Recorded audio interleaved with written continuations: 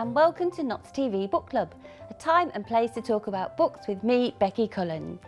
This month we're cozying up with some vivid and moving short stories in Layla Abilayla's Elsewhere Home, celebrating Islamophobia Awareness Month.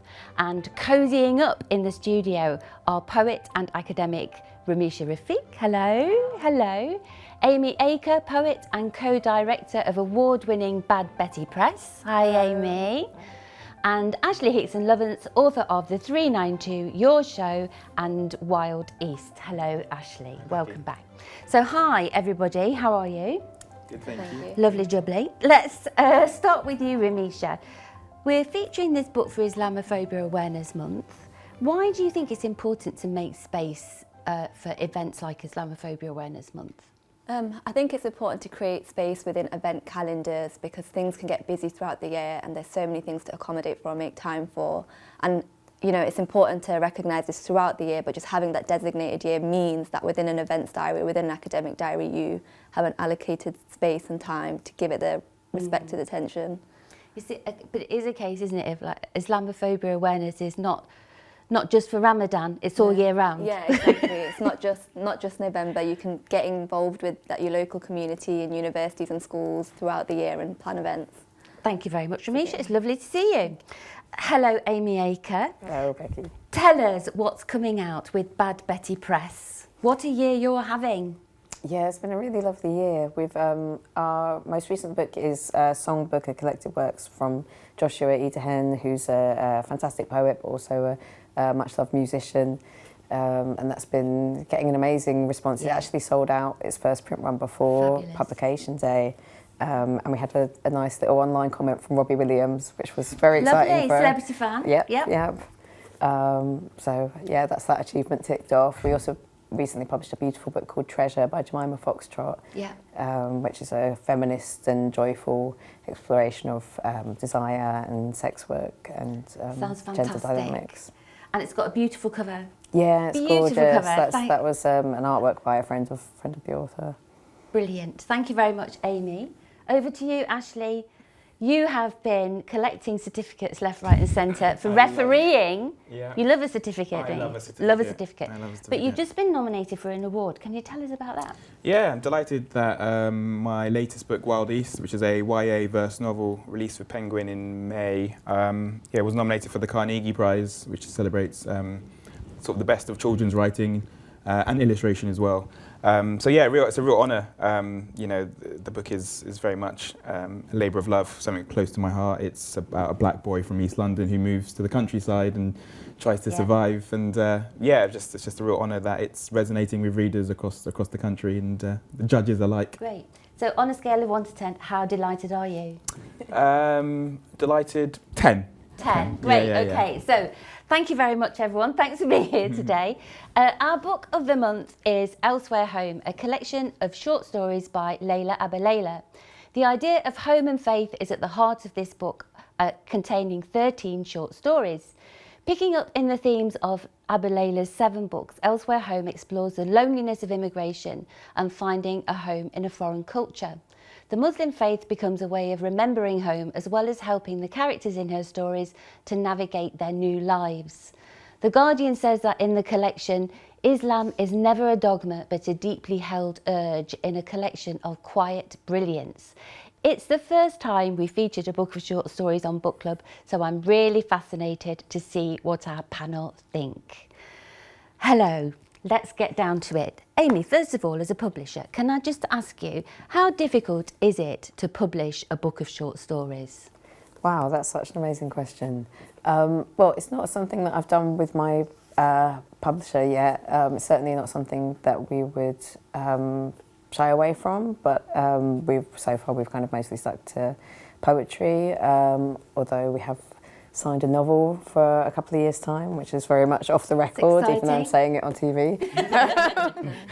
But I think I've heard from a lot of people working in short fiction that it can be hard to publish a collection of short stories. But I think, now and then a book comes along that just kind of blows people away, and I think this is certainly one of them. And I think of one of my favourite authors is Miranda July and her collection of short stories, No One Belongs Here More Than You, was kind of for me like a real standout book in that year when it came out. So I think certain titles kind of managed to break through, Yeah. but it does seem to be a bit harder. I think if you've got a writer who manages to publish a collection of short stories, you know you're onto something good, because it's not a form which publishers agree to publishing lightly. So I'm delighted that we've got short stories on the book club.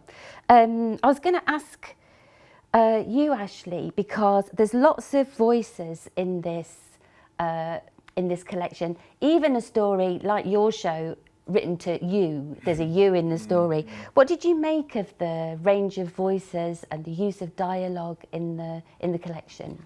Yeah, I thought it was incredibly effective. I thought it was just a really sort of diverse range of voices.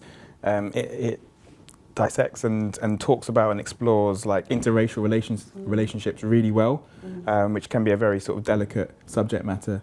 I just think it just does everything with class and skill. It's just very subtle and skillfully done. Like, I don't think these stories are like incredibly dramatic, but it's powerfully understated. You know, those last paragraphs, they leave you wanting more. They leave you lingering, and I think that's a real skill.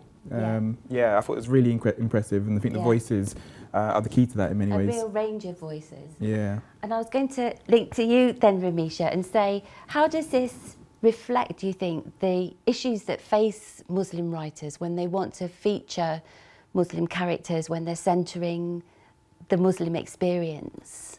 I think one thing that I really appreciated about this collection was that it's very real, as in she's between three places and she's navigating different cultures and interacting with different groups of individuals, but she's very, like, her voice feels very authentic, and I think that's a trick sometimes. Can you be authentic? Will your publishers allow the space for you to be as authentic as I feel like Laila Abu Laila has been able to be in these? And also it's, you know, the readership, like, how are you then going to be able to translate those experiences in a way that they can empathise and, you know, relate to those? But I think it's difficult, but I think she, like you said, balances it and does it with a grace and a class. And I think it really comes through, you can feel it. Yeah, I think you're right. It's very nuanced as well, isn't it? So I think one of the challenges, or one of the aims of Islamophobia Awareness Month, is to raise awareness of the differences in faith or the nuances in approach. And I think she does that throughout with a range of characters and a range of age groups and situations. Has anybody got a favourite character they want to mention? I can't remember the name of the story actually, but that's it. Something old, something new. And the first sentence is, her country disturbed him. And it's about this interracial relationship, and he's flying to Sudan to marry his future wife. But a relative dies and it all goes a bit wrong. And I think she captures that dynamic so effectively, so strongly. It's one of my favourites, I think, because he's a Scottish scientist and he's had a failed medical school experience, and he finds himself in this world. But actually, they come together through grief in many ways. There's a moment where he's sitting in this tent with the rest of the family. He doesn't know the language, but he's there, he's present, which I think it sort of closes the distance between us and them, so to speak. You know, I think it does it so powerfully. I really loved at the end when he sees her hair for the first time after the wedding, and you get the idea of what a privilege that is, where it's something which is not treated that way in contemporary society. Did you pick up on that, Ramisha? I think it was a really nice way of Laila Abu Laila commenting on kind of like how people approach the hijab and why Muslim women wear it and why they value their, you know, privacy and who gets to see their hair. And I think the fact that you felt that and you recognised that and it came through, that means it was a success, right? Very much so. Yeah. I really loved that story. What about you, Amy? Very briefly. One of the things I found really interesting was how the themes of vision and eyesight kept kind of re-emerging in the stories, and I felt like there's a lot of moments of characters really struggling to see each other and to see beyond kind of the preconceptions and assumptions and get to the kind of that real person. Let's talk about glasses and lenses, shall we, when we come back to this, because they feature in the stories in different ways. Yeah. Thank you so much, everybody, for part one. We've been out and about to ask the people of Nottingham which books they've been reading that are set in other countries or which explore different cultures. Take a look. Reading Chat Me at the minute by Tahira Mafi, and it includes rulers in different continents, and they're trying to get this one girl to get into their continent to use her as a power. Yes, I read a book called My Brilliant Friend by, I think it's Alana Ferrante, but I don't know if that's how you pronounce it. It's about two friends in Italy. So it's very much about Italian culture and them growing up together within that culture. I read this book called Dr. Stone that's set in Japan. So basically the entire world just gets turned into stone for 3,700 years, and the main character ends up breaking out of the stone after all that time because he was able to keep his mind aware, and he was also exposed to nitric acid the entire time. So after he breaks out, he just goes around the world and creating friends to try and revive everyone else. Well, a book I have read is Abroad in Japan by Chris Broad, Sunday Times bestseller. A pretty solid book about his travels and about how he's lived in Japan for quite a long time. So I've read this book called Kafka on the Shore. It's by, I believe, Haruki Murakami. It's about this teenage boy. He is set in Japan. He runs out away from home and tries to just to, I think, prove to himself that he's tough. We'll be back for more book chat in part 2 and recommendations from the home of Jaden Morton.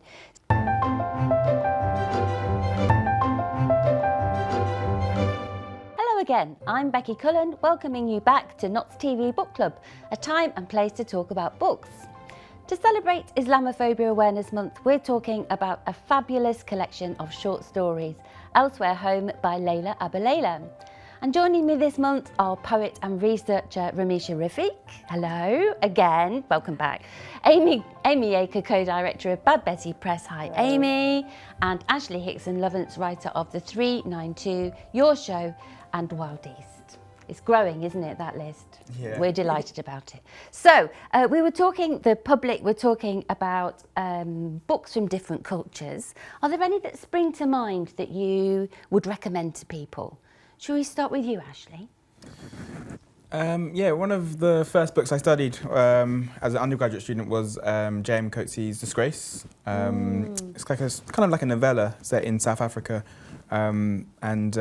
Race relations is obviously a big part of it, but it's just a really compelling, kind of harrowing story actually, but it was just so pacey, and J.M. Coetzee is just a very skillful, incredible writer. So yeah, Disgrace is one of my favourites actually. I can hear the heat, African heat, when people talk about that book. Yeah, thank you, Ashley. What about you, Amy?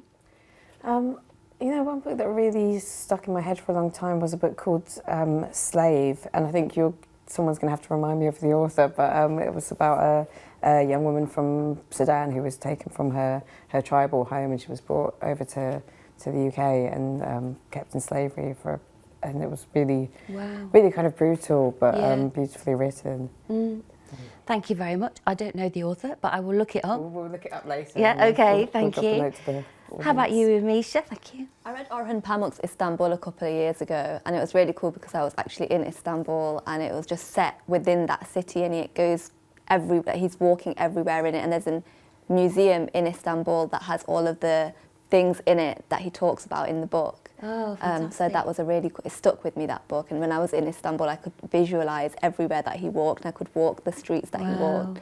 So it was a good one That's to read. great. So there's that kind of empathy of putting yourself in somebody else's shoes as well, which I think is central to this collection. So thank you very much for that link. So let's start off then with that idea, and we'll start with a museum, because there's one story where the characters walk around a museum and they have a discussion about whether history is right or not in the way that they've reflected Islam.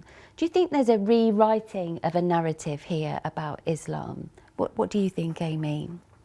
I think we see so many kind of beautiful kind of vignettes of the way people interact with faith, and that kind of relationship kind of becomes its own dynamic within the book in the same way that we see between characters. And you've got, it's Dina, isn't it, and the boy from the kebab shop who finds the boy in the kind of fast food storeroom praying and she doesn't know what he's Doesn't know doing what at it is, first. yeah. I love that one. The ending of that was just so like Yeah. vivid and So visual. beautiful. Yeah, and then She she, was has one of this my moment where she favourite stands characters. outside and she doesn't know what to do. I think that was Yeah. a really strong one. So I picked that out because she's making Dina's making a choice between what's described as a succulent mystic life and a peckish unfulfillment.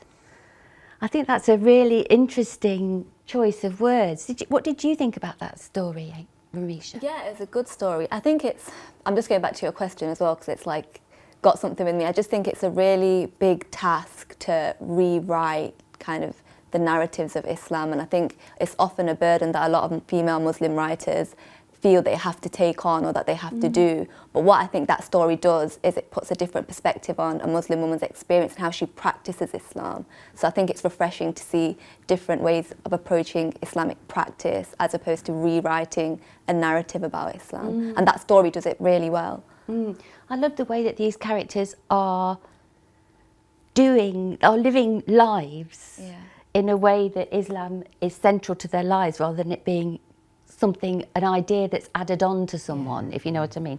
So I like in that story, Bashir, the kebab shop owner, it said it made Islam a rhythmic reality,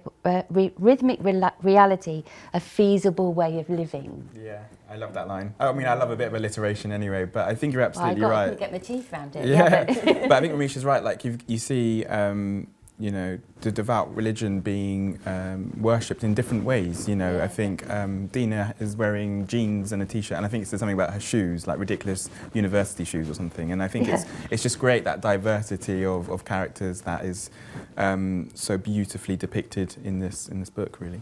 yeah, Amy, do you want to say something about that?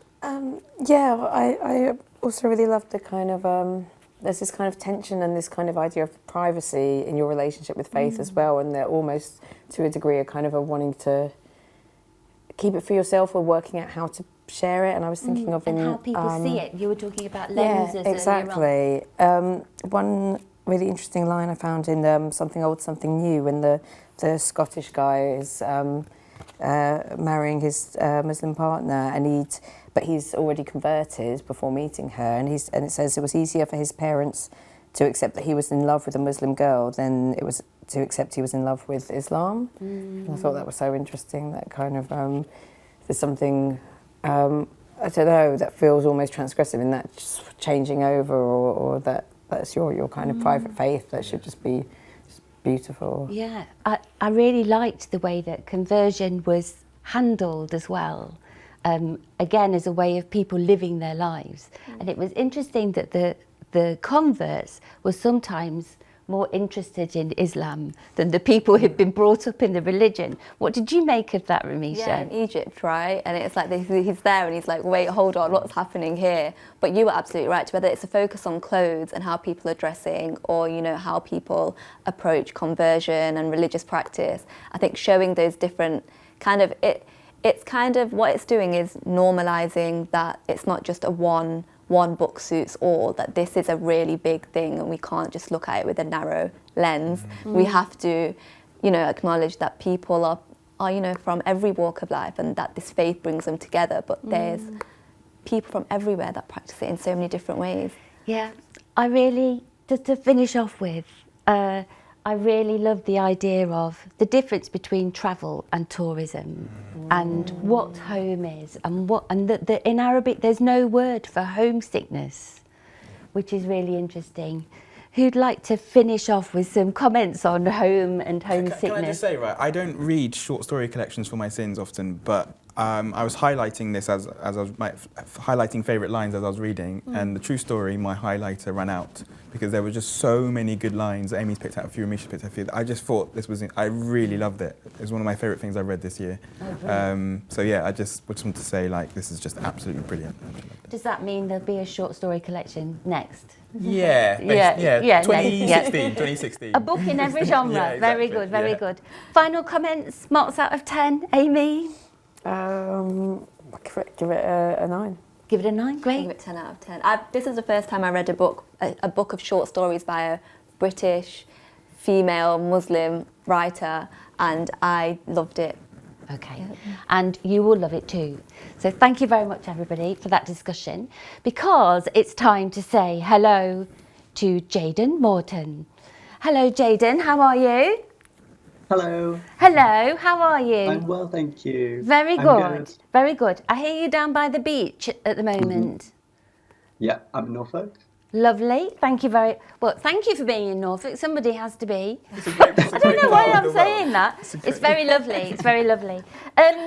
So you've got 3 books to recommend to us. Fire away. So it is relevant that I'm in Norfolk because Norfolk is a flat place, and A Flat Place by Noreen Masood is my first recommendation. So Noreen Masood was on a panel with Ramisha for a Writing While Muslim event hosted by Five Leaves in Nottingham last month, and it was a phenomenal event. All the panelists were amazing. I was really drawn to Noreen's book, mainly because of how she talks about the world. She's a fascinating person, but also she was just explaining how her book is about flat landscapes and an internal flatness, and how like trauma suppresses the body, and then you can see it and explore it expressed in your landscape. And I just thought it was an incredible idea. And then I'm back home in Norfolk this week in like the flattest place ever. Yeah. So definitely a perfect place to be reading. Theory and practice in one. Lovely. Thank you very much. Let's have your second recommendation, please, Jayden. So second recommendation is Calling a Wolf, a poetry collection by Kaveh Akbar. So I have recommended his novel before, Martyr, and then sort of wanted to recommend the book again for this month, and I was like, I've already done it. So I looked through his poetry collections because he's an incredible poet, and chose this one. It's his debut, and it's about addiction and navigating your sort of inner darkness through the symbolism of a wolf. Fantastic collection. American Muslim poet. I love Very wolves. talented. Love wolves. We should reintroduce them. That's great. Thank you very much. And finally, Between Two Moons. Yeah, so we've got Between Two Moons by Aisha Abdul Gawad.